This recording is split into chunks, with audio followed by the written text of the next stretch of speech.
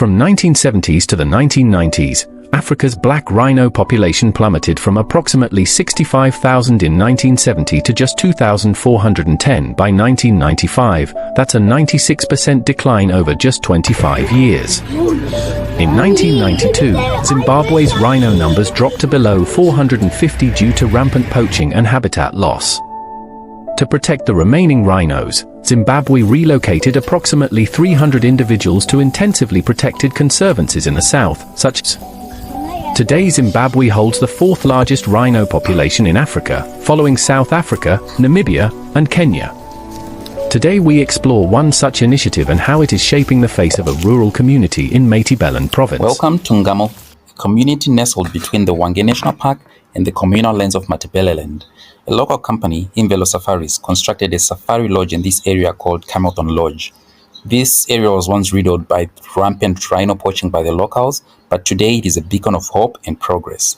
The company received 2 white rhinos from the Zimbabwe national parks, started an initiative whereby 40% of all the tourist income from these rhinos is plowed back into the community development. We stayed at Hamilton Lodge and we were impressed by the developments that have been done so far. We were invited to go and see the rhinos up close. It's 2 bulls named Tuza and Kusasa. The rhinos are guarded 24/7, which is necessary since it's a pilot program that needs to be successful. All the guards are being trained and employed from the local community. Our guides were equally excited to show us around.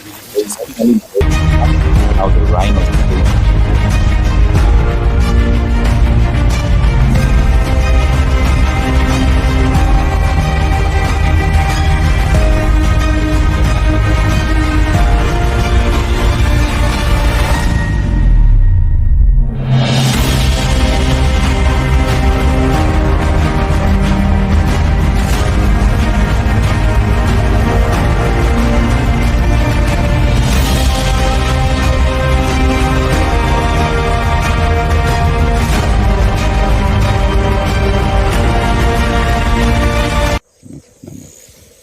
But they also don't like the heat of the day. That's when they rest the most. After spending some time with Thuza and Kusasa, we were taken to the Security Command Center where Daniel, who is in charge of the department, explained to us how they recruit, train and employ the security team from local young men and women from the community. This has been the major employment creation drive to date, as they employ almost 50 individuals. The clinic is now well stocked with medication and is now serving even people from other villages. Other community leaders from the neighboring villages have now also approached the company to offer land and requesting rhinos as well after seeing the development happening in Ngamo Village. The company has brought 2 more rhinos for another village and plans to continue. Maybe once or twice a year, whether it's Zimbabwe, South Africa, wherever it may be. These guys want exactly the same. Now we are going to the school, which is just a short drive from the lodge, to see firsthand the development that has been done there.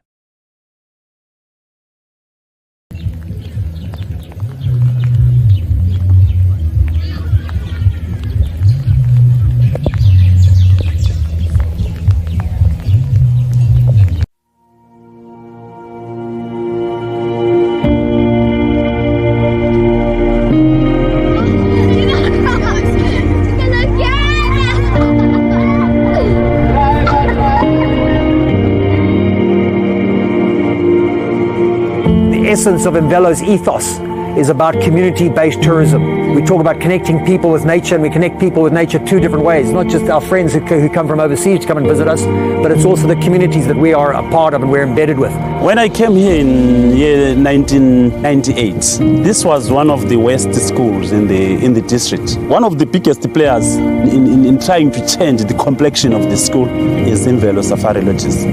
Their first major project was to actually pull down a classroom block.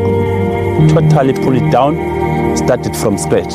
To date, Imvelo has built over 10 double classroom blocks and 13 teachers' cottages at the schools around our lodges. One of the major things they've done to this school, to this community, is actually the establishment of a secondary school.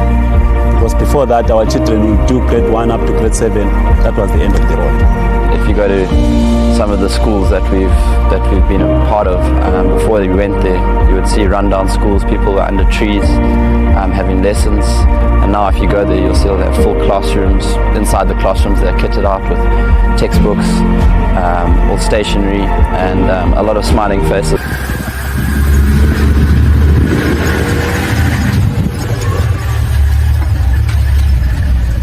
So the school also now has got its own means of production here. They've got some chickens, so it's layers. So they can get eggs. They're selling eggs. Nice. And then also the eggs to the lodges. To the lodges and also to the communities. And this is another big project that's happening within the community here. It's Musa's initiative. This is one of the initiative of building a soccer academy, trying to get the kids after school to be involved in some form of sport. That's how we could try and keep them out of trouble. The trouble that they come up with. So the idea was to call it Ngamo Lions Soccer Academy, which he says now the plan is to change it onto Ngamo Lions Sports Center. It's become now a sports center, so it's not only about soccer. It's he's widening. It's gonna be diverse. So there's actually an Zimbabwe group. There's girls soccer, there's boys soccer, but also maybe with time other initiatives can be brought in to try and get especially the youth preoccupied with something. And this is the clinic that was built entirely by Imvelo, and this was a way of giving back. Again, where I was talking about the school, where the school is, that's where the next clinic was. Very much just for basic stuff like paracetamol.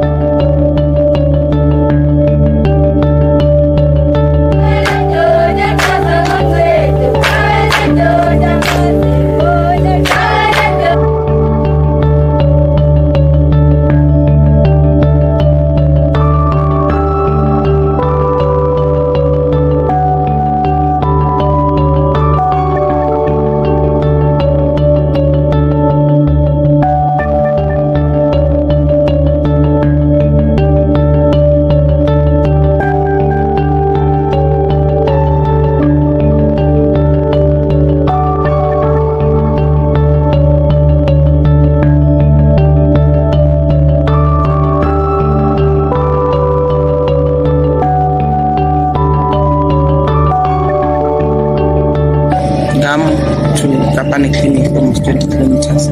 So we've seen it fit as council and the Ministry of Health to open this clinic to make it function.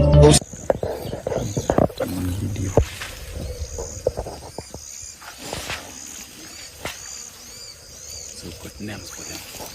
This is so there's Tuza and there's Sasa. It's amazing to think that just these two rhinos have brought so much hope and development in this rural community. It only shows how much wildlife and tourism can be used as a tool to combat the scourge of poaching if communities and businesses work together. In reference to that, this will hopefully be a breakthrough into a brighter future of Sasa. Okay. So that shows you how much involved the community is. And they view these rhinos as their own, because already a percentage of what is paid to see the rhino actually goes to the local community, and they decide how they want to use that money.